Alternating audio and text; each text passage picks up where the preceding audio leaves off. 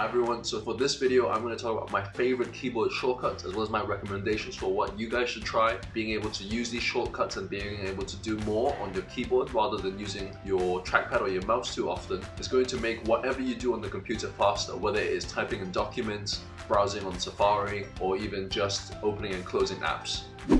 So first of all, I want to go through the best sort of shortcuts that I use for Safari.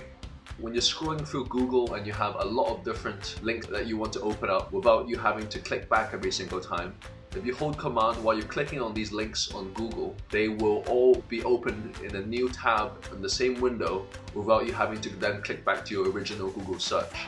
That way you can open up many Google tabs with each of the links that you clicked on very quickly.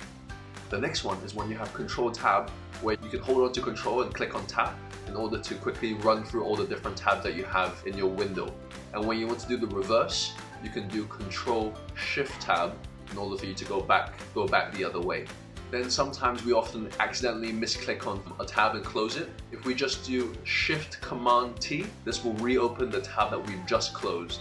And finally, whenever we're searching in Google, we often use our mouse to go back to the search bar in order to type in our new search. You can actually just use the / key on your keyboard, which will automatically bring your cursor back to the search tab, so you don't even have to use your mouse in order to get back to the search tab. Now, my second group of shortcuts that I want to introduce are ones that are specifically for typing or writing.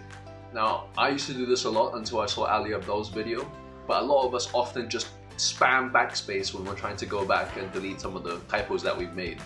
But on a Mac, holding Command backspace can actually delete that whole line, so you don't have to hold down that backspace for 10 seconds.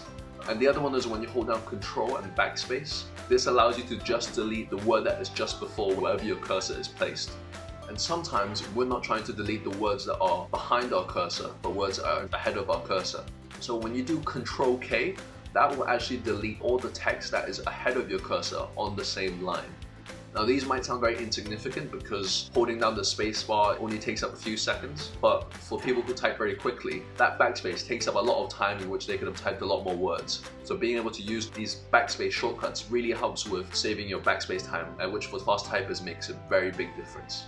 Next, we go into file management. So as you know, we can use Command Spacebar to open up a Find the Search tab. And when we type in for the file name that we're looking for, it does so very well. But sometimes we don't want to open that file, rather we're trying to find the actual folder that contains this file. So when you type in the thing that you're looking for, if you press Command R, that automatically opens the folder containing the file for you to be able to quickly access it from where the file is found.